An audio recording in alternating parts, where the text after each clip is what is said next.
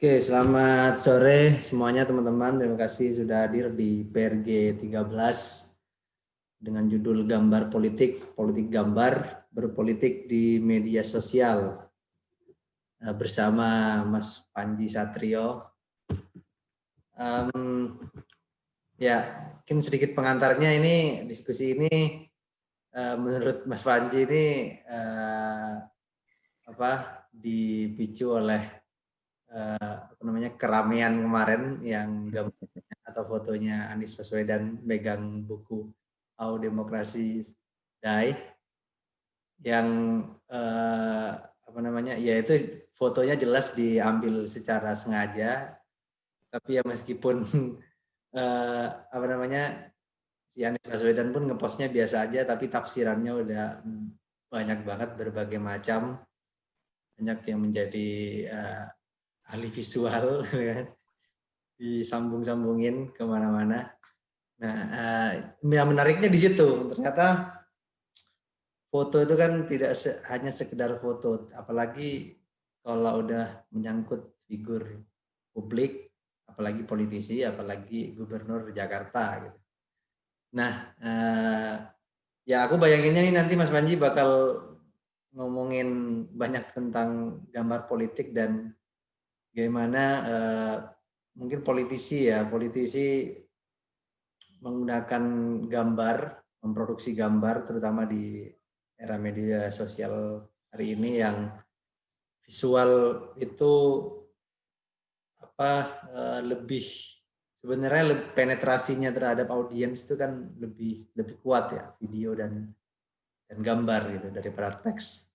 Ya bisa dilihat akun-akun media sosial politik hari ini itu kan kebanyakan mainannya infografis lah, yang banyak laku kan itu gambar, video. Sementara kalau teks atau isai panjang, analisis yang ribet itu nggak laku di era media sosial kan. Jadi pengennya langsung dipadatkan menjadi sebuah gambar gitu, berbagai polemik politik atau ya kebijakan. Padahal untuk ditransfer jadi gambar itu kan butuh pemilihan baik dari itu sudut pandang maupun isinya itu kan udah dipotong sana sini. Jadi sangat politis sebenarnya membuat gambar politik gitu ya. Oke, biar nggak panjang, silakan Mas Panji presentasi dulu. Habis itu kita diskusi. Silakan waktu dan ruang Zoom dipersilakan. Oke, makasih Mas Dandi. Jadi benar kemarin itu agak tergelitik soal fotonya Anies itu ya. Mojok bikin analisis itu kan, yang seperti biasa dia sedikit menyindir-menyindir. Lalu saya kepikiran untuk bagaimana sebenarnya gambar ini dipakai oleh politisi di sosial media. Nah, kenapa menggunakan gambar dan kenapa di sosial media nanti akan saya coba paparkan gitu. Jadi yang pertama, ini juga penting sebenarnya di halaman cover ini, judul ini, me trying to avoid politics, dan yang dia tunjukkan adalah membuka mata gitu, karena mata ini jadi sesuatu yang penting bagi kita. Kenapa yang dibuka itu bukan misalkan hidung atau mulut atau telinga gitu. Sekarang di era sosial media ini kebanyakan kita lebih banyak melihat gambar. Nah, mungkin langsung aja soal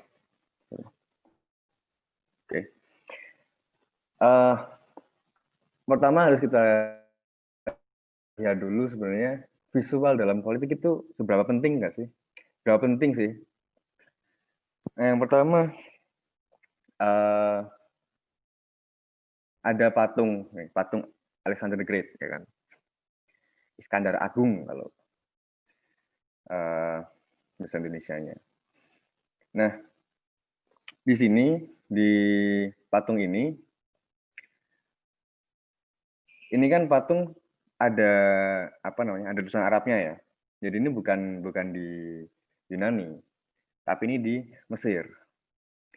Jadi ini pada saat penguasaan Alexander terhadap Alexandria, kekuasaan Helenistik di Mesir. Gambar yang saya pilih ini memang sudah modern, tapi di sini yang mau ku bicarakan adalah dulu patung-patung di era Helenistik, di era Yunani kuno, di era Romawi itu sangat penting, dan itu menunjukkan penguasaan dari satu penguasa gitu ya terhadap satu wilayah. Maksud satunya adalah Alexandria ini. Nah, patung itu juga bagian dari bentuk visual. Jadi dia menunjukkan sebuah simbol bahwa daerah sini, daerah Alexandria di Mesir itu dikuasai oleh orang Yunani atau orang Makedonia waktu itu, Alexander. Lanjut lagi, lalu sekian ribu tahun setelah Alexander, kita lihat ini adalah lukisan dari Napoleon. Napoleon Bonaparte. Ya, ini adalah lukisan dia melintasi Inggrisnya itu Saint Bernard Pass. Jadi pada saat perang. Nah, di lukisan ini Napoleon itu meminta pelukisnya Jean-Louis David untuk menggambarkan Napoleon sebagai pemimpin yang indisputable, yang tidak bisa diganggu gugat dan juga heroik gitu. Nah, ini menunjukkan bagaimana kesadaran Napoleon untuk bisa memanfaatkan visual dalam hal ini dalam bentuk lukisan untuk menggambarkan dirinya, untuk membuat image tentang dirinya. Nah, lalu yang terakhir adalah kampanyenya Barack Obama dengan gambar hope. Jadi di gambar hope ini kan kita lihat ada 3 warna gitu kan. 3 warna bendera Amerika, ada putih, merah dan biru. Jadi ini menggambarkan bahwa Barack Obama adalah harapan Amerika pada saat itu, saat kampanye itu. Nah, dari 3 gambar ini sebenarnya kan kita bisa melihat bahwa visual itu memang selalu ada sejak dulu dan berubah bentuknya. Termasuk saat ini bentuknya sangat berubah karena ada sosial media. Penggunanya sangat masif. Nah, lalu sebelum itu mungkin kita akan ngomongin dulu soal komunikasi politik. Kenapa kok visual ini jadi penting, jadi satu hal yang dipakai oleh banyak politisi. Nah, jadi saya kutip dari Grip and Basi. Compared with written or spoken text, people tend to believe more what they see and visuals are easier to remember. Jadi orang itu lebih mudah untuk percaya dengan apa yang mereka lihat. Dan visual itu lebih mudah untuk diingat ketimbang kita membaca tulisan gitu. Jadi Mas Dandi bilang kalau sekarang itu yang laku itu infografis, yang tidak perlu membaca tulisan, analisis panjang dan sebagainya. Ya di sisi lain mungkin kalau di Indonesia karena kita memang tidak punya budaya membaca yang banyak, lalu lebih suka untuk menggunakan gambar gitu ya. Jadi ini yang lebih mudah gitu, lebih mudah dipahami. Nah, pertanyaan adalah kenapa visual lebih mudah? Karena di sini dituliskan since they can transmit more specific messages that are more difficult to grasp in verbal communication. Jadi dia itu menyampaikan pesan dengan lebih mudah yang sulit diutarakan dengan komunikasi verbal. Alasannya adalah karena bahasa visual itu berupa simbol-simbol yang biasa kita lihat sehari-hari gitu. Kita bangun buka mata kita melihat banyak hal, ada kasur, ada meja, ada kursi. Nah, itu adalah symbolic devices seperti yang ditulis di bawah ini, Session and Candle ini. Jadi, symbolic devices which can be constructed with both visual and verbal messages that provide identification and enhancement of specific attributes. Jadi sebenarnya visual itu kan dia kumpulan dari bahasa-bahasa visual gitu. Satu gambar itu kumpulan dari bahasa-bahasa visual. Sama seperti sebenarnya bahasa yang kita gunakan, bahasa Indonesia, bahasa Inggris, bahasa Jawa, bahasa Sunda, dan sebagainya. Yang membedakan adalah bahasa visual itu alih-alih kita tidak mengerti gitu ya. Artinya begini, kalau misalkan ada dua orang dari orang Jawa dan lalu ada orang Batak misalkan masing-masing menggunakan bahasa daerah, akan kemungkinan besar mereka tidak memahami satu sama lain gitu kan pada saat berkomunikasi. Atau mungkin orang Jawa dan orang Sunda misalkan ada beberapa kata yang sama, namun artinya maknanya berbeda. Gitu. Seperti misalkan kata atos gitu kan, di bahasa Jawa beda, di bahasa Sunda beda artinya. Nah, sedangkan di bahasa visual itu bukan kepada perbedaan makna, tapi lebih kepada perbedaan tingkat di mana sesuatu itu dimaknai. Misalkan gambar tentang anak kecil yang berpakaian, misalkan berpakaian dengan oriental gitu, akan berbeda maknanya pada saat itu dibaca oleh misalkan orang China atau orang keturunan China di Indonesia atau mungkin orang Jawa gitu. Maknanya kan berbeda. Nah, jadi yang membedakan dari bahasa sehari-hari, bahasa yang kita gunakan dengan bahasa visual adalah itu. Dan sebenarnya juga bahasa yang kita gunakan sehari-hari itu di dalamnya ada bahasa visual sebenarnya. Karena begini, misalkan kalau saya bilang kursi, saya nyebut kursi gitu, di otak teman-teman pasti ada gambar tentang kursi. Nah, gambar ini mungkin beda-beda. Mungkin Mas Dandi gambarnya kursi yang ada di rumah misalkan. Lalu si Agri sekarang lagi di warung kayaknya, mungkin dia gambarnya adalah kalau bahasa Jawa itu bingklek. Beda-beda, tapi ada visualisasinya, ada gambarannya. Nah, itu mungkin juga yang memudahkan manusia untuk menangkap visual gitu.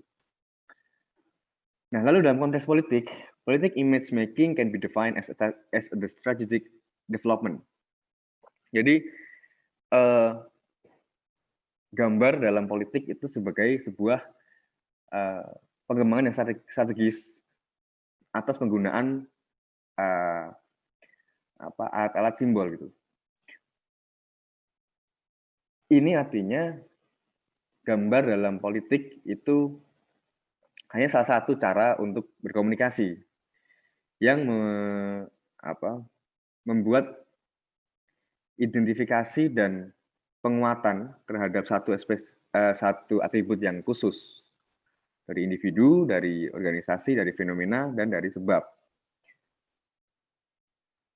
Nanti dari statement ini akan kita lihat di satu contoh yang akan saya sampaikan nanti. Tapi sebelum kita masuk ke situ, mungkin agar lebih sedikit ilmiah gitu ya. Jadi aku akan sampaikan sebenarnya apa yang bisa kita lihat dari gambar politik di media sosial. Karena itu adalah topik yang sebenarnya ingin saya bawa gitu. Jadi menurut Van Els dan kawan-kawan, ada dua dimensi dari personalization. Sebenarnya apa sih sebenarnya dimensi personalisasi ini? Di sosial media itu kan kalau argumennya orang-orang new media itu kan bahwa di new media semua orang tuh bisa membuat sebuah berita, bisa menyampaikan sebuah berita. Kita bisa menulis, bebas mengupload gambar di Twitter, di Instagram, di Facebook, dan sebagainya. Nah, semua orang ini kan biasanya kita pikirkan orang-orang awam gitu kan ya. Orang-orang awam yang tidak begitu mengerti jurnalisme, tidak mengerti politik, dan sebagainya. Tapi ternyata juga secara logis tentu bukan hanya mereka dong. Termasuk politisi, termasuk orang-orang yang memang bekerja secara profesional yang menggunakan media gitu. Nah, menurut saya di sini ada satu um, satu hal yang menarik karena elemen dari new media ini yang personal, yang kita bisa bebas melakukan apapun, bebas mengupload apapun, itu bisa menjadi politis. Di titik inilah dua dimensi personalisasi dari Van Ads ini bisa digunakan untuk melihat gambar politik gitu, di sosial media sosial. Nah, dimensi personalisasi ini ada dua, ada individualisasi dan privatisasi. Jadi, individualisasi ini artinya dia berusaha untuk menggambarkan bagaimana si politisi ini menjadi sebuah aktor individual, jadi aktor politik yang tunggal gitu. Dia ibaratnya kalau ada satu politisi, dia tidak dilihat sebagai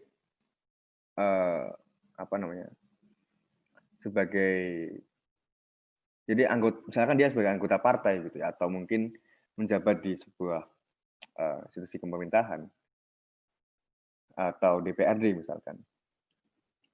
Dia ini dilihat sebagai individu yang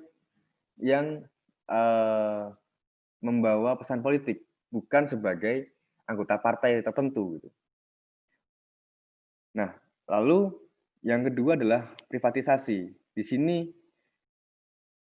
dia lebih melihat bagaimana politisi ini dilihat dia sebagai orang biasa gitu, sebagai orang biasa yang dia mengunggah gambar-gambar personal yang biasa gitu. Tapi apakah lalu gambar-gambar yang diupload ini tidak politis? Nah, kan kita lihat dua contoh gambar ini yang ambil gitu ya. Oke, mungkin lebih interaktif gitu. Aku mungkin akan bertanya aja deh. Menurut teman-teman, ini kan captionnya aku sembunyikan, komentar aku sembunyikan. Dilihat dari gambarnya Fahri Hamzah misalkan, kira-kira apa ini? Tentang apa ini? Mungkin teman-teman ada yang bisa memberikan pendapatnya. Turun ke akar rumput. Turun ke akar rumput. Oke. Tapi konteksnya kira-kira tahu nggak Mas? Apa ini? Tentang apa gitu? Ini Kira-kira. Apa namanya? Sedang mencoba menggali keluhan-keluhan para nelayan. Oke. Nah, inilah yang tadi disebutkan di awal tentang it has to be constructed with verbal and visual communication. Kita akan kesulitan melihat sesuatu ini kalau gambarnya tok gitu loh. Kalau hanya gambarnya saja. Kalau semisal ini bukan Fahri Hamzah, misalkan ini gambar taruhlah seorang pade-pade misalkan, yang kita juga nggak kenal. Ya mungkin kita akan melihatnya dia sedang berlibur. Gitu. Kita kan melihatnya mungkin sedang liburan ke pantai, lalu dia ngobrol dengan teman-temannya dulu dari kampung atau apa. Tapi lalu karena foto yang tadinya kalau dipakai oleh orang biasa itu menjadi hal yang sangat biasa, sangat banal, dipakai oleh Fahri Hamzah, maknanya berbeda. Terlebih lagi apabila diberikan sebuah narasi. Narasinya adalah tentang ini adalah tentang nelayan kecil gitu loh, tentang monopoli. Jadi arahnya memang tadi kan ke grassroots, memang ke menyerap aspirasi, tapi lalu di framing dengan caption foto ini dengan kaitannya apa kemarin benih lobster salah satunya. Jadi foto yang seharusnya biasa, seharusnya kalau yang upload orang biasa itu biasa aja, maknanya berbeda. Tapi pada saat dipakai dengan cara yang demikian, Jadi politis, dia mengarahkan sebuah sebuah opini. Lalu yang kedua, ini adalah fotonya Anies Baswedan yang tadi disebutkan oleh Mas Dandi. Cuma di sini saya ingin nanti akan mengarahkan pada satu kesimpulan. Jadi kan di sini kita bisa lihat gambarnya itu kan santai gitu kan. Anies itu santai, dia sedang baca buku di rumah dengan sarung, lalu bukunya berjudul How Democracies Die. Ini kan kegiatan sehari-hari tuh, kegiatan sehari-hari yang misalkan ya mungkin tanpa difoto pun dia juga akan seperti ini misalkan di rumah. Dan captionnya itu sama sekali tidak politis. Biasanya kan selamat pagi semua, selamat menikmati minggu pagi. Tidak politis sama sekali. Tapi kenapa komentarnya seperti itu? Kenapa tiba-tiba komentarnya, oh judulnya kode keras, my next president, dan sebagainya. Ini ada yang menarik di sini sebenarnya, bahwa di sosial media,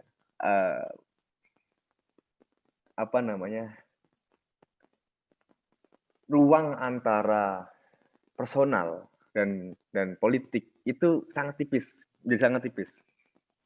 Di Instagram ini ruang antara personal dan yang politik itu sangat tipis.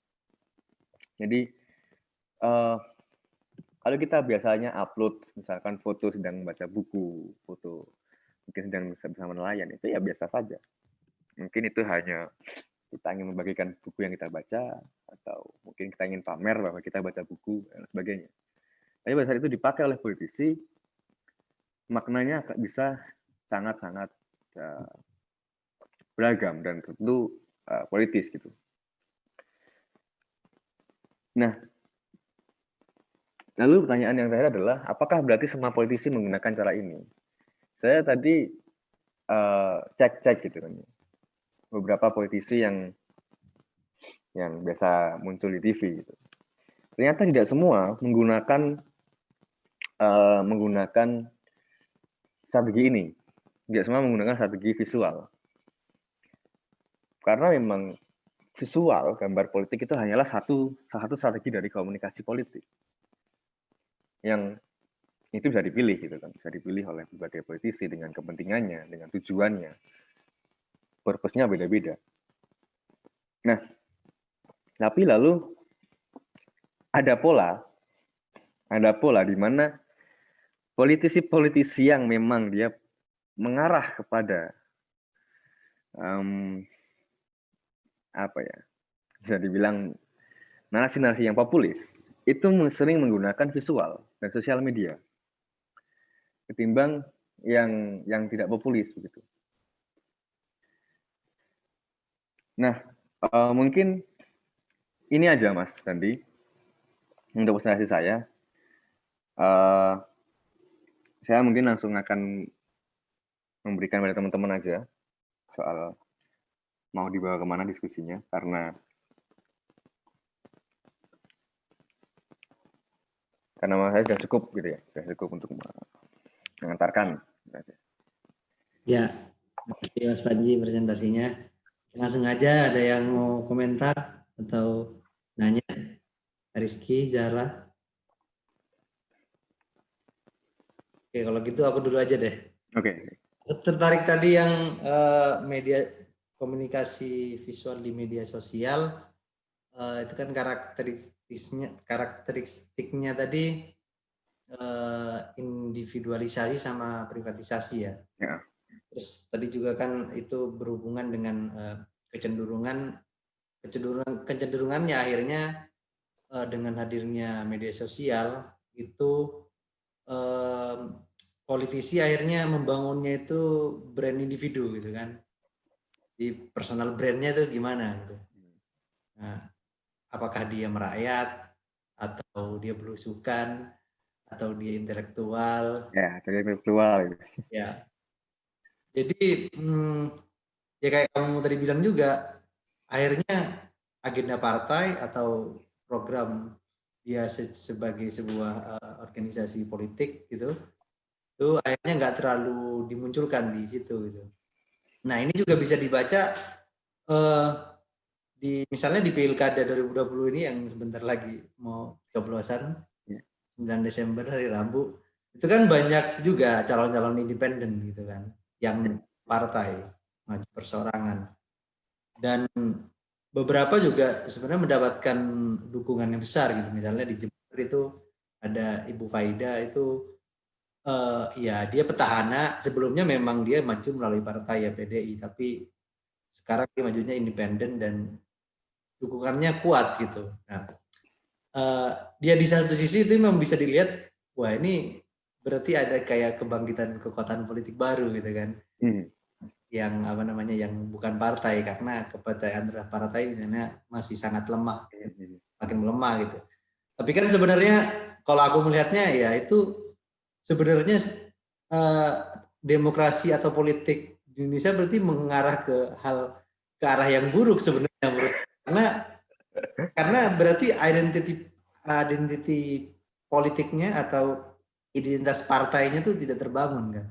Akhirnya kita eh, bergantung sama individu sekarang. Ini kayak kita berharapnya sekarang Ratu Adil. Makanya sebenarnya bukan cuman FPI atau orang-orang yang sekelompok itu yang sebenarnya mengagumkan sosok individu Habib Rizik gitu loh. Tapi sebenarnya menurutku kecurigaanku gitu ya, orang-orang yang berseberangan dengan kelompok politik FPI ini, orang-orang yang juga mengaku misalnya ya lebih progresif lah, lebih toleran dan yang lain. Aku curiga jangan-jangan juga berharap hadirnya Ratu Adil gitu, hadirnya sosok tertentu yang bisa menyaingi secara politik. Nah menurutku ini sesuatu yang buruk sebenarnya gitu, karena akhirnya kita kayak berharap ada seseorang nabi datang gitu. Padahal namanya politik yang sehat, yang bagus itu kan ya bagaimana apa namanya kekuatan politik secara kolektifnya itu yang benar-benar terbangun gitu. Tidak mengharapkan seorang individu yang mulia, yang pahlawan ini datang gitu.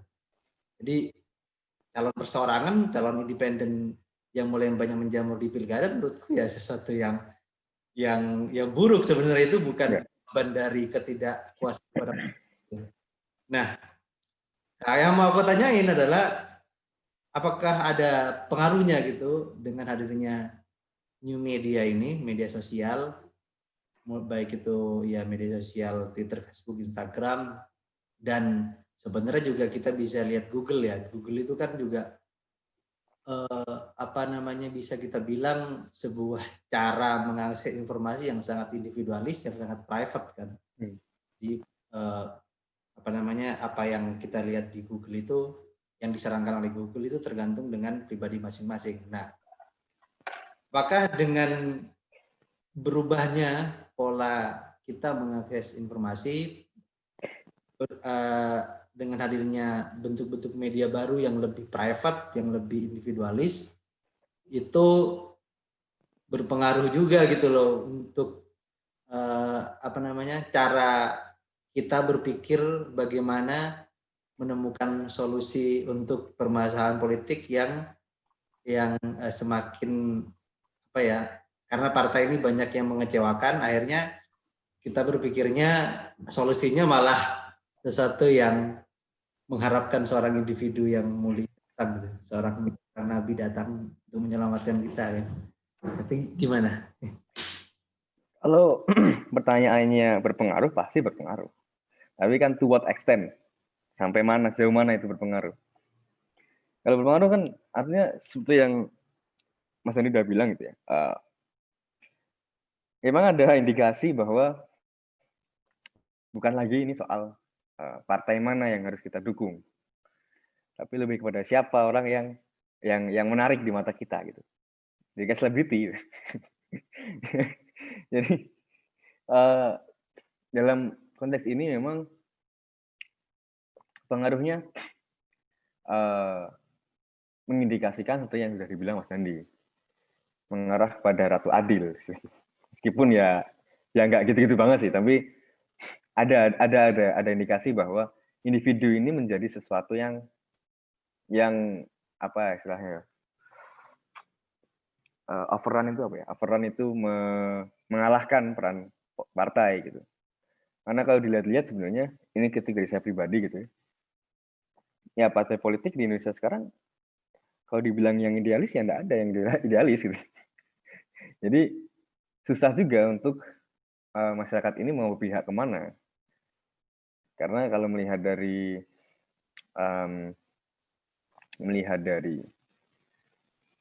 apa namanya, nuansa kondisi politik kita sekarang ya,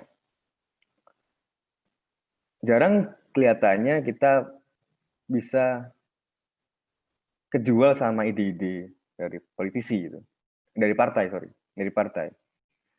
Karena di partai sendiri pun juga masih banyak yang saling bertentangan kan. Meskipun itu wajar dalam konteks demokrasi, tapi menurut saya di kita ini sedikit apa ya, berlebihan gitu loh. Apa konflik internal di partai sehingga itu tuh susah untuk memihak pada satu partai, sehingga lebih mengarah pada individunya gitu. Dan terlebih lagi tadi disebut Mas Dandi juga personal branding kan. Akhirnya stance dari politisi ini masing-masing juga dipengaruhi oleh personal branding dia gitu. Ini menjadi, kalau dibilang mengarah hal yang buruk, bisa jadi ya. Atau bisa jadi malah ini memunculkan sebuah kekuatan baru yang mungkin apa ya, tidak terprediksi gitu loh. Artinya jangan-jangan nanti yang keluar jadi politisi, jadi yang terjun di politik malah orang-orang yang jarang kelihatan di partai misalkan. Karena itu yang terjadi sekarang, ada beberapa indikasi seperti itu.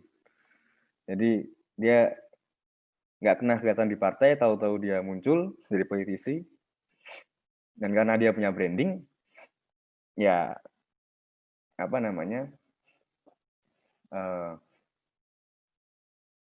dia punya power akhirnya, punya potensi.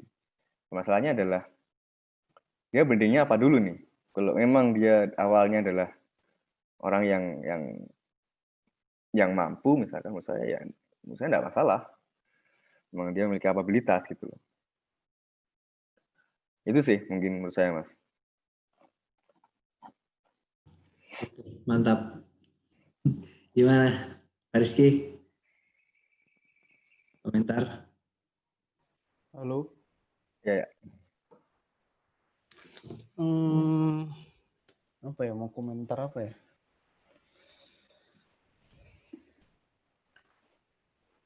Ntar dulu lanjut dulu. Nah, kirain mau ngomong. Bari baru masuk, Zara. Bari.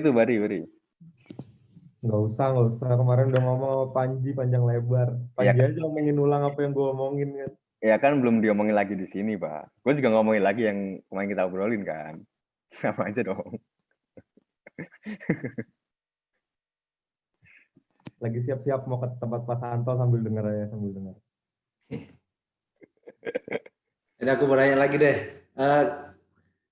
Menurutmu gimana? Tadi kan kita ngomongin politis secara individu ya. Nah, kalau partai-partai ini gimana dalam memanfaatkan komunikasi visual ini gimana? Menarik sih ini. Ngomonginnya kan Karena individu iya, politik. benar. Nah.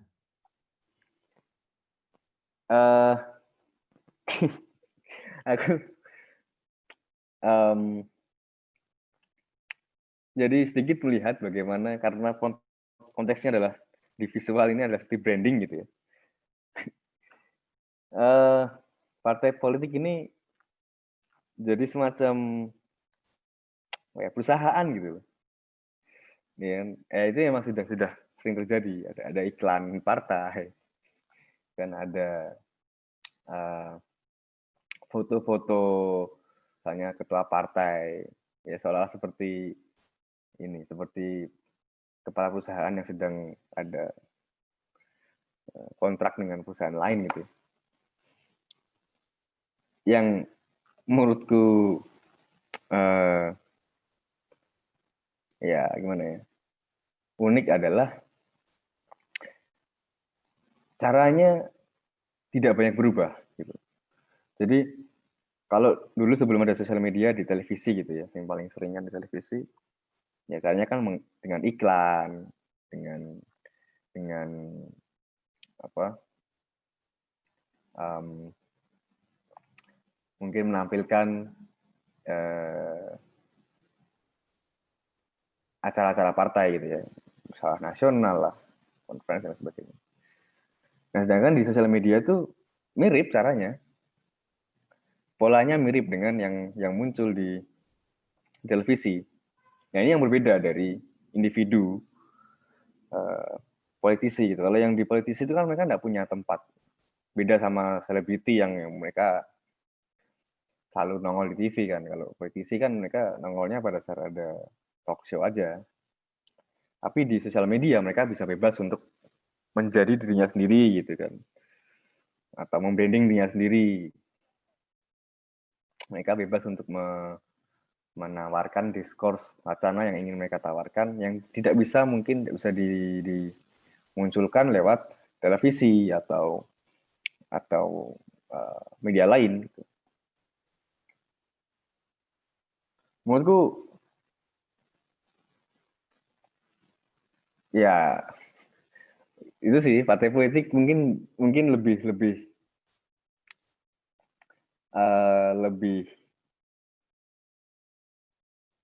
banyak menggunakan cara yang tradisional.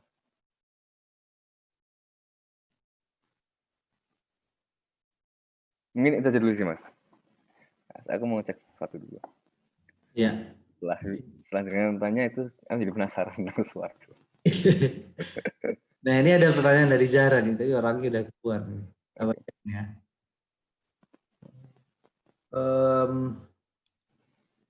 Tentang branding visual yang politis ini, misalnya yang kemarin juga sempat rame di Instagram, Aldi Taher yang mencoba membranding diri dengan gerakan kaji. Nah, ini menurutku jadi kesempatan juga untuk mempertebal politik identitas melalui media visual kayak gitu.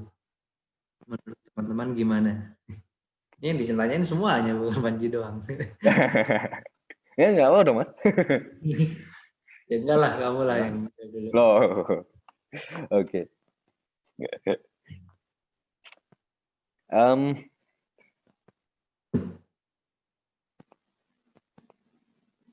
Sebenarnya kalau dibilang bahwa mempertebal politik identitas melalui media visual itu memang satu hal yang wajar dan logis gitu. Kenapa? Karena identitas. Jadi identitasnya dulu kita harus pahami bahwa identitas itu juga berkaitan dengan visual. Seperti yang tadi di patungnya Alexander the Great itu kan sebuah karya 3 dimensi ya. Patung di zaman Yunani itu kan dia sangat atau patung-patung di zaman-zaman itu, Yunani kuno, zaman Romawi kuno dan Mesir kuno itu kan sangat kelihatan perbedaannya.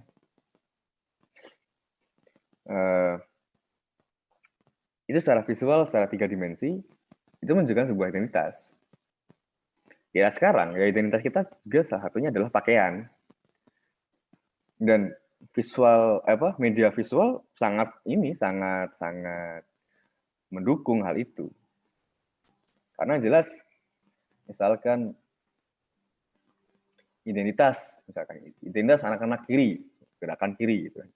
Gondrong, pakai bajunya yang belel-belel. Ya kan, rokoknya di Samsu. Gitu-gitu. Rizky dong nih. Itu kan ada identitas gitu kan. Lalu mungkin yang berkaitan dengan Aldi Taher juga bercadar, menggunakan gamis, menggunakan atribut-atribut yang menunjukkan identitas gitu loh. Tentu momen ini ya sangat wajar gitu, oleh Aldi Taher dipakai untuk itu. Dan juga lebih lagi secara politis Aldi Taher sangat strategis untuk strategi sosial media, karena dia adalah mantan artis. Itu kan biasanya kalau mantan artis kan begitu, dia selalu dipakai untuk target-target massa yang strategis, yang memang dia itu terkenal duluan karena dia artis, baru masukkan ke politik.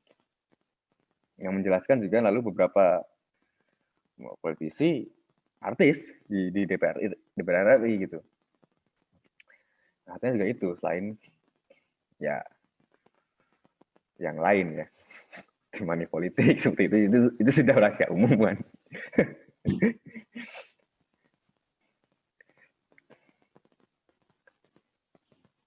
Mungkin begitu sih Mas. Kalau mau tuh. Nah, Fariski udah mau ngomong.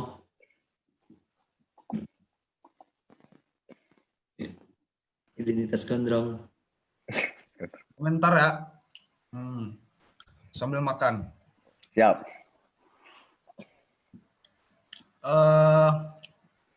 Tadi menarik sih waktu diomongin gini.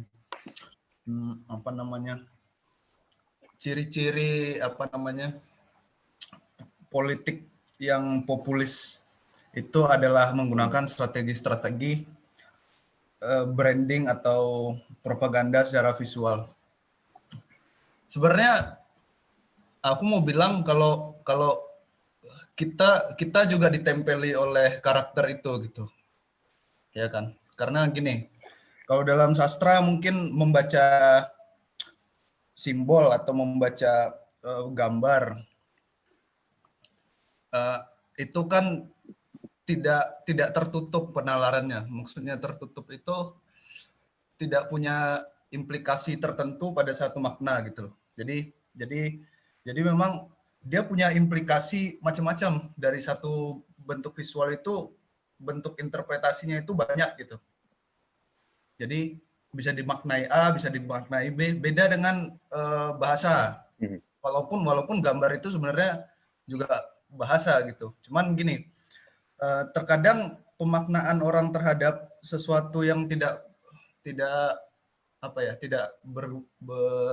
menjelaskan satu hal secara eksplisit itu digantungkan pada pengalaman pembacanya masing-masing gitu, interpreter jadi sebenarnya nggak ada metodologi sebenarnya dalam menginterpretasikan satu bentuk visual, satu bentuk gambar gitu kan. Itu nggak ada metodologinya karena ya itu tadi implikasinya bisa macam-macam. Nah, semua itu sangat balik kepada subjektif si pembaca masing-masing. Jadi kalau kamu melihat ini botol misalkan kan, nah kamu menginterpretasikan ini botol karena kamu punya pengalaman soal botol gitu. Jadi bagaimana interpretasimu terhadap tadi misalkan si Anies Baswedan adalah bagaimana pengalamanmu sebelumnya melihat Anies Baswedan itu siapa gitu. Ya kan? Sebenarnya aku juga enggak karena aku rada bodoh amat gitu ya sama Anies Baswedan ya, enggak kenal dan enggak mengikuti juga. Jadi aku ngerasa yang dia posting itu biasa-biasa aja, kayak aku nggak punya pengalaman soal itu gitu.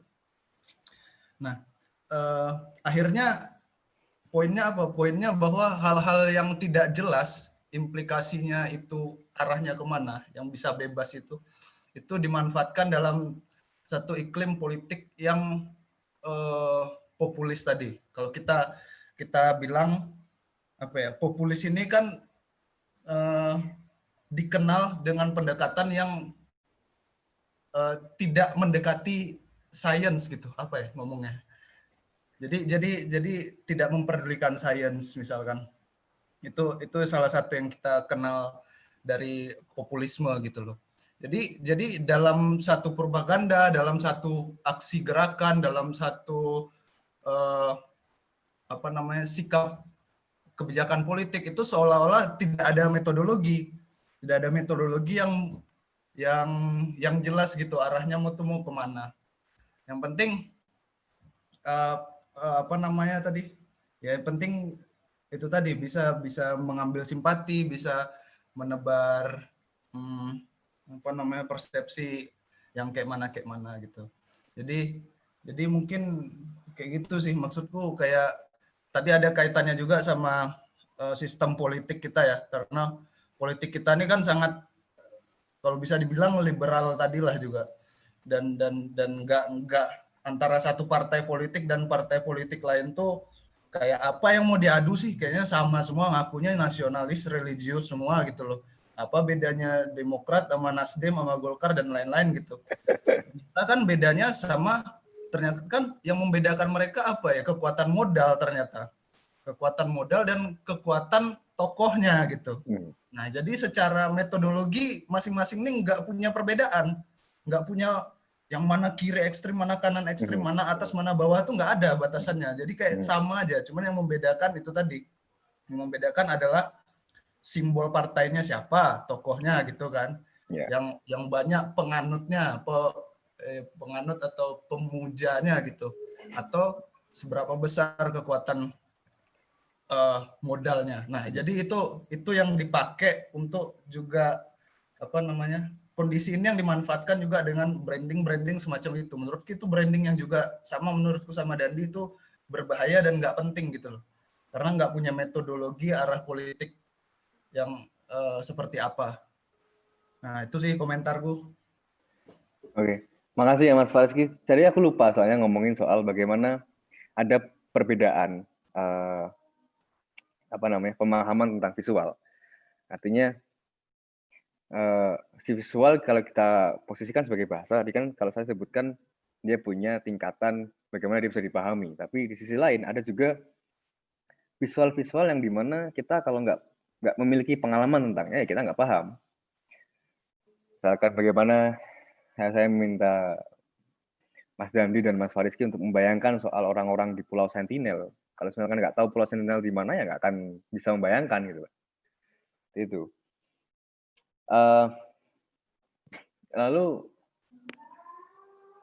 apa ya, soal tadi begini Mas, soal Anies Baswedan, gitu ya. Kan Mas Fariski bilang bahwa nggak peduli dengan Anies Baswedan dan ya merasa fotonya biasa-biasa saja. Artinya sama seperti sebuah iklan. Berarti Mas Fariski bukan targetnya gitu. Itulah apa namanya, letak di mana populisnya Anies di situ menurutku. Bahwa ya dia tahu siapa yang akan diarahkan, dia tahu siapa yang akan menjadi penerima pesan dari fotonya itu. Jadi memang enggak semua kan kalau apa namanya di branding politik itu kan enggak semua orang akan tertarik. Dia pasti ada dua kan, ada yang tertarik dengan idenya, ada yang tertarik hanya sebatas misalkan hal-hal kecil, misalkan identitas ya, secara identitas. Nah, hingga sebenarnya hal-hal yang disebut Mas Fariski nggak penting di Anies mungkin penting bagi orang lain gitu, bagi pengikutnya, bagi pendukungnya gitu.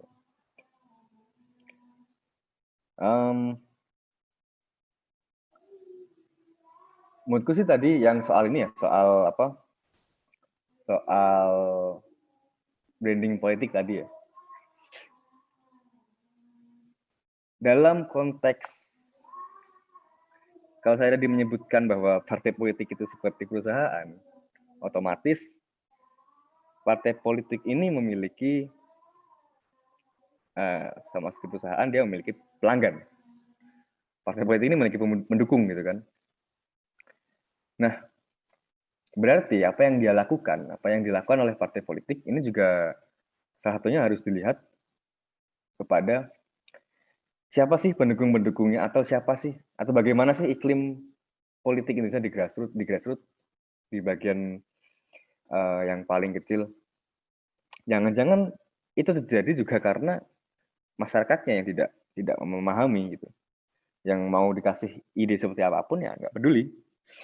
Sehingga yang muncul hanyalah simbol, hanyalah pertarungan simbol antara yang merah dan yang kuning dan yang kuning dan hitam atau orange sekarang. Lalu yang hijau dan ini dan sebagainya. Hanya sebatas itu saja, tapi bukan kepada idenya. Nah, menurutku itu juga penting untuk dilihat. Karena tadi kalau dilihat bahwa visual sebagai komunikasi politik itu dia artinya untuk mengirimkan pesan. Berarti antara pengirim pesan dengan kepada siapa pesan itu akan disampaikan, itu kan juga harus dilihat juga gitu. Jadi ya menurutku kita juga harus fair untuk melihat kepada siapa pesan brandingnya itu disampaikan. Mungkin itu sih, Mas. Mana Pak Rizky ada tambahan, ada tanggapan balik?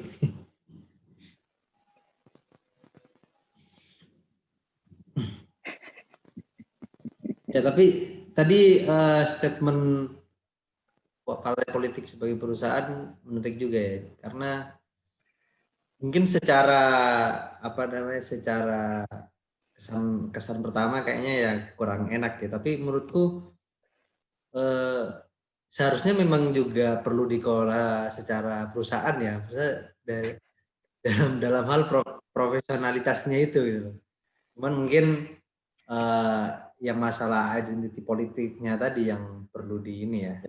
Sebenarnya ini Mas, disclaimer dulu. Jadi yang dimaksud sebagai partai politik sebagai perusahaan itu bukan soal organizing-nya, tapi soal bagaimana kita bisa mengenal istilah transaksi politik. Gitu. Itu kan istilah yang ekonomis, transaksi politik. Bertukar suara gitu kan. Ya, menukarkan ide dengan suara dan sebagainya. Dan kalau diperhatikan kan sebenarnya pertukaran ide ini kan mirip dengan bagaimana perusahaan menjual barang. Ada supply, ada demand.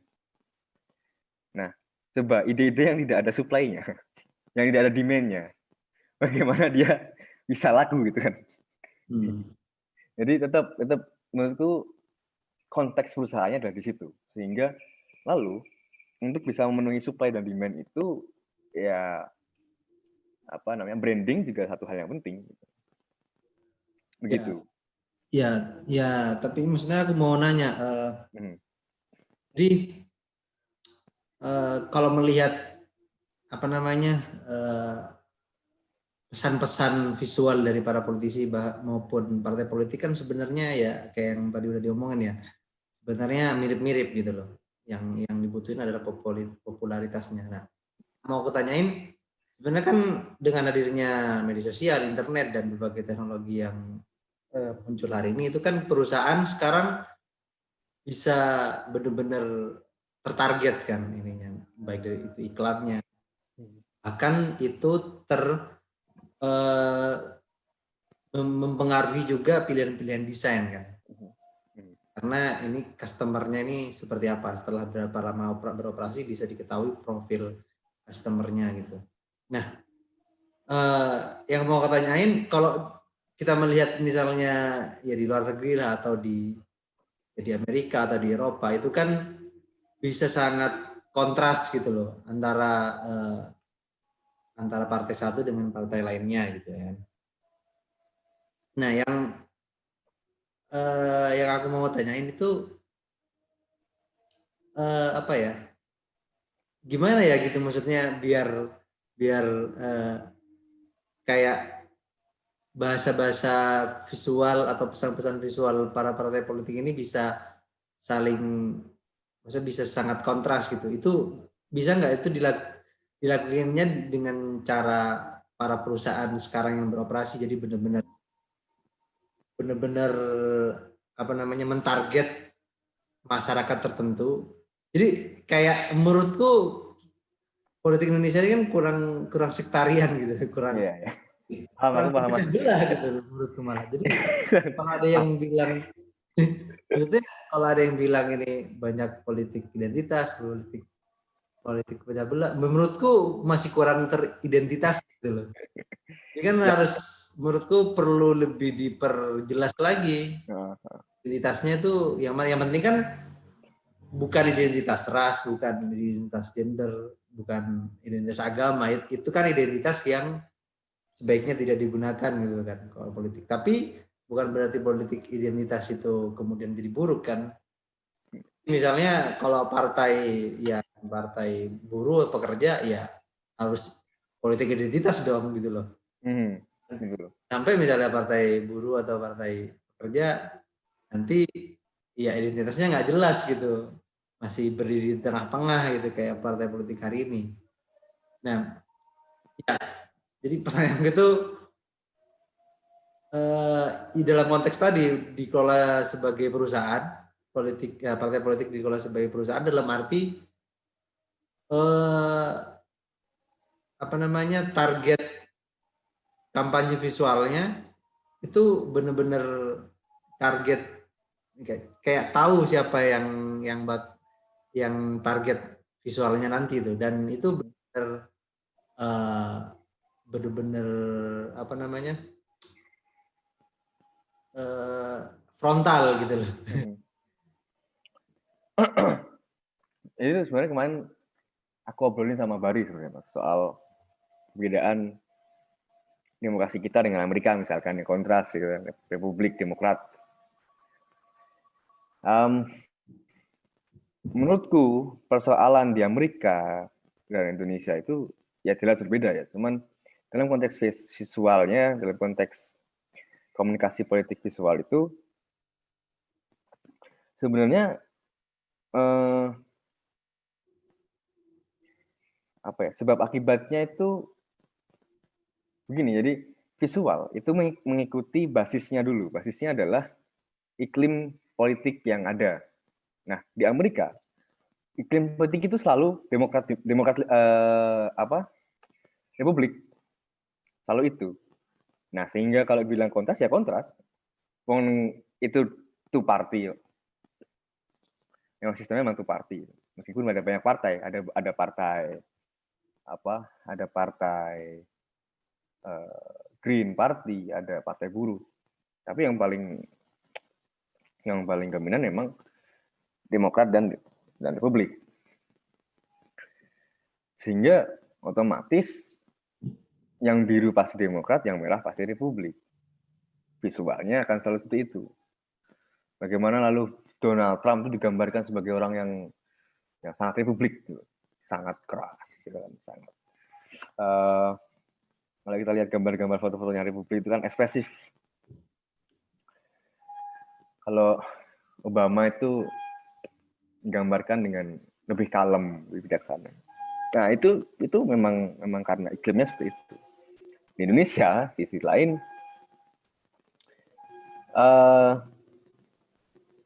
gimana ya menjelaskannya? Sebenarnya kalau dibilang bahwa kita ini nggak sektarian, itu ya nggak kelihatan terlalu sektarian. Tetap sektarian, tapi tidak terlalu sektarian. Karena pada akhirnya, di tingkatan yang paling tinggi pun, ya isinya hanya kepentingan. Cara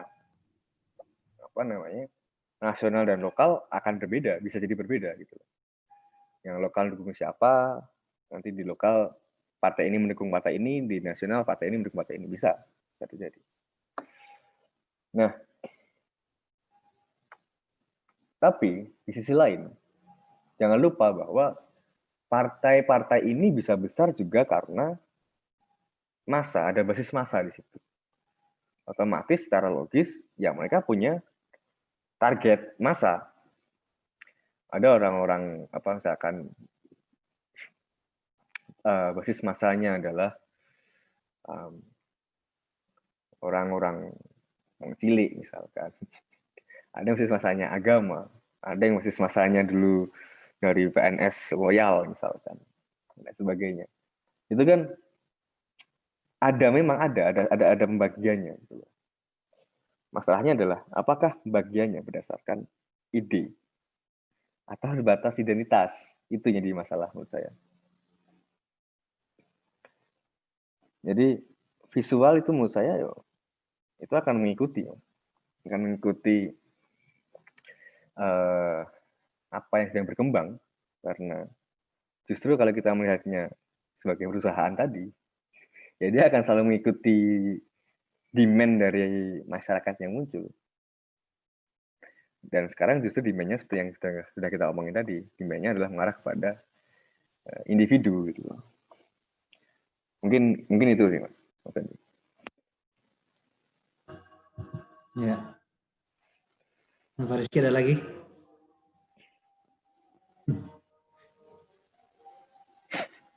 Terakhir ya aku pengen nanya yang tentang itu yang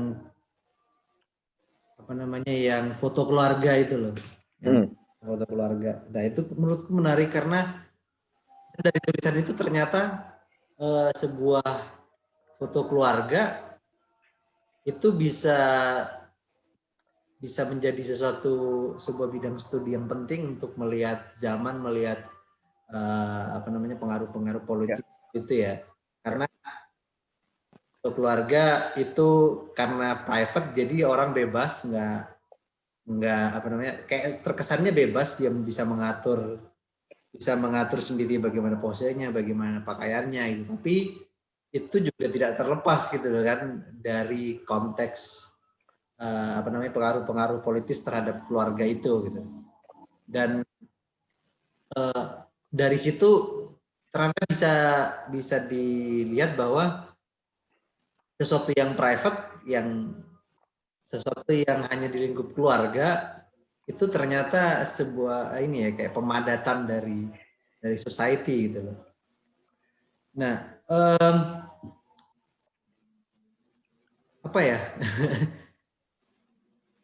Jadi, nah kalau di zaman sekarang kayak tadi yang udah dibahas di media sosial itu politisi nih sekarang juga bilang ya mengikuti selebriti yang lain itu mengeksploitasi ruang-ruang privatnya juga gitu. Ya.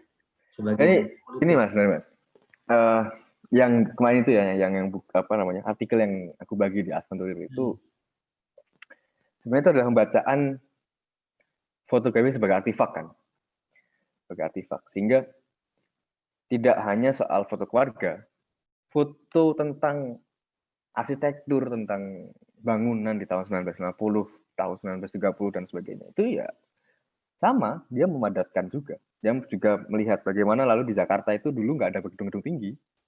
Berarti kan arah pembangunannya kan kelihatan dulu seperti apa. Sekarang di tahun sekarang kita lihat bahkan sampai kalau kita ada di gedung tinggi di Jakarta itu kan bisa lihat ini kan, bisa lihat kabut mirip kayak di China. Kemudian juga menunjukkan isu lingkungan, menunjukkan isu pembangunan kan gitu. Nah, sehingga kalau semisal di era sekarang itu menurutku yang sedikit menarik adalah justru di era sekarang dengan digital, foto itu juga sedikit menjadi susah kalau dikatakan sebagai artefak. Karena kalau dulu itu kan kita harus cari-cari gitu kan, albumnya kita harus membongkar archive, membongkar arsip, susah gitu. Sekarang enggak. Sekarang di jejak digital itu sangat mudah. Dan ya soal apa namanya pembongkaran artefak itu yang memang tadi disebut dalam dua dimensi personalisasinya itu Van Els itu bahwa ya ini adalah proses privatisasi gitu kan, privatisasi apa namanya politisi di sosial media dia. Mungkin pada saat ada politisi yang sedang berfoto keluarga bisa jadi itu juga salah satu kode bahwa anak saya ini mau jadi politisi. Siapa tahu gitu kan. Itu memang menarik di situ. Bedanya kalau selebriti itu dia cari fame untuk duit ya, kalau ini ya dia cari fame untuk suara. Ya mungkin juga untuk duit juga sih. Mungkin ya, saya nggak tahu. Ya, tapi tadi aku ngomongin tentang keluarga, foto keluarga itu menurutku penting karena gini, kalau di Indonesia itu kan ya sesuatu yang private, yang keluarga itu kan kayak pribadi gitu, tabu menjadi sebuah obrolan, menjadi sebuah kajian, di sebuah kajian publik gitu.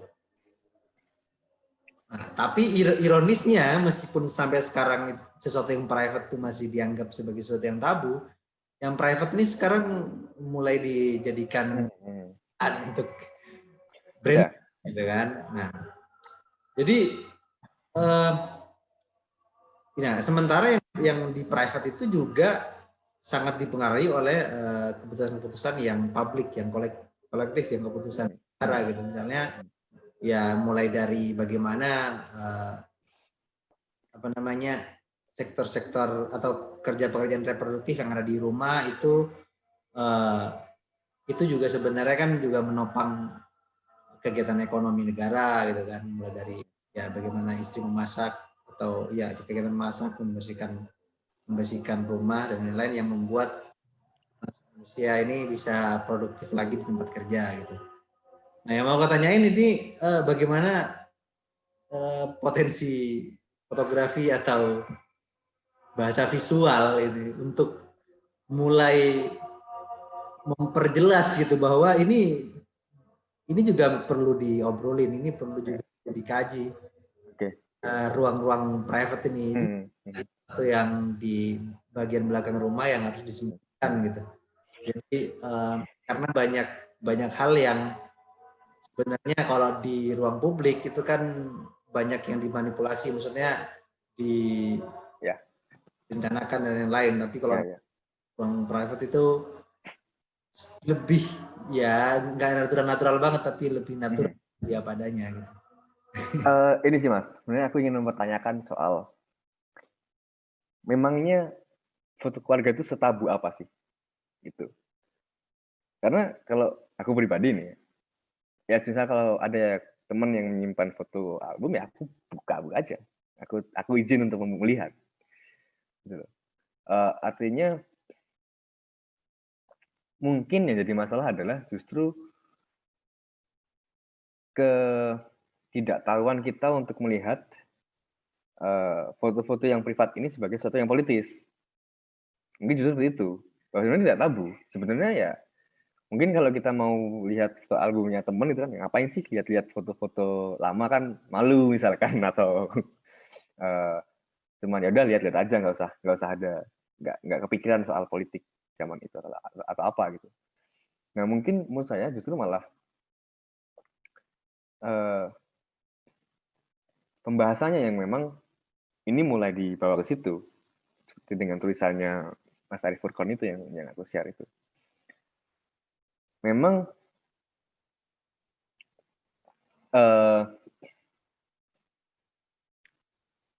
di era sekarang sebenarnya gini Mas, yang harus dilihat kan berarti kalau dulu foto keluarga itu di album, ya kan, disimpan di lemari. Kalau sekarang kita simpan foto keluarga di mana? Instagram atau Facebook. Sampai pernah itu waktu itu fotonya hilang gitu kan. Ibu saya fotonya hilang di HP, cari di Facebook. Itu sebagai album gitu. Artinya bahwa kesadaran untuk membagikan foto yang privat itu memang sudah bergeser. Dulu-dulu yang disimpan di album dan mungkin akan dibagikan pada saat ada anggota keluarga atau teman kerabat yang datang. Sekarang dibagi di publik. Entah dengan kesadaran atau tidak kesadaran bahwa itu juga salah satu hal yang tidak baik dengan konteks privasi gitu ya. Karena berbahaya juga kan secara data digital. Tapi itu faktanya seperti itu. Kita share foto keluarga kita liburan di mana dengan keluarga. Lalu yang paling sering itu kan kayak misalkan hari-hari besar, ya kan. Idul Fitri kita foto bareng keluarga di upload di Instagram. Tapi polanya sama. Artinya di setiap foto-foto yang banal tadi, yang biasa saja, yang membosankan itu ya, itu ada ringkatan politiknya, ringkatan yang politis di situ, karena setiap apa namanya, setiap hal, setiap individu itu pasti memiliki terdampak dengan yang politik. Saya di meme tadi yang di awal itu, yang sosial media dan lalu me avoiding politics, itu di bawahnya ada tulisan sebenarnya, life is political. Life is political. Jadi kan bagaimana kita bisa melihat cara berpakaian pada saat misalnya cara berpakaian itu juga sebenarnya sedikit politis sebenarnya. Kalau kita bisa lihatnya lebih dalam, cuman tidak selalu, tapi bisa politis. Jadi politik identitas ini, politik identitas yang ditanyakan oleh Mbak Zahra tadi, politiknya adalah biasanya kan misalkan dalam konteks identitas Indonesia misalkan yang memiliki kalau sekarang yang lebih yang ngetren itu kan berpakaian Islami gitu, dia memiliki satu pandangan politis tertentu, polanya seperti itu polanya secara faktual, sehingga lalu pada saat foto keluarga ya kelihatan itu nanti. Dan biasanya juga karena saya punya teman, jadi secara empiris saya melihat itu. Secara empiris saya melihat itu. Dan saya kita lihat dia argumen-argumen opini dia mirip dengan salah satu partai politik misalkan. Jadi itu. Bedanya mungkin sekarang kita lebih publik untuk memberikan membagikan foto-foto yang privat. Itu sih Mas Mutu. Ya. Mana Pak Rizky? Nggak ada. Kalau nggak ada cukup ada nih kalimat penutup nggak? Wah, kalimat penutup ya. Kalimat tuh bisa satu kalimat, bisa dua kalimat. Nggak jago bikin kalimat penutup ya. Ya udah.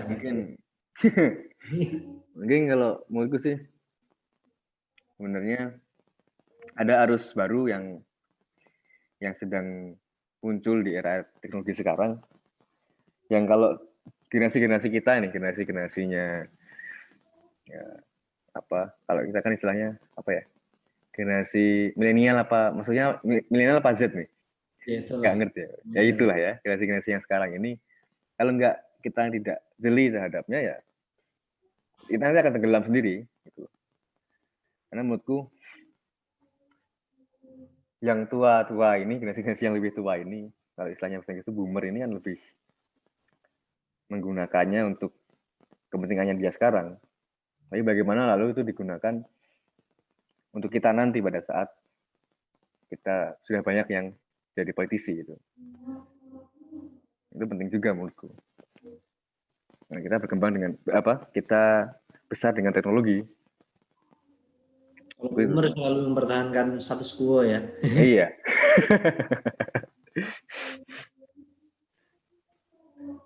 Oke, makasih banyak Panji. Siap. Sama juga Mas Dendi, Mas Rizky dan teman-teman. Semoga nggak kapok ikutan PRG. Pastilah, nggak mungkin kapok. Iya. Oke. Ya, sekali lagi makasih. Sampai jumpa di PRG 14. Selamat sore. Siap, selamat sore. Masih Mas. Yuk.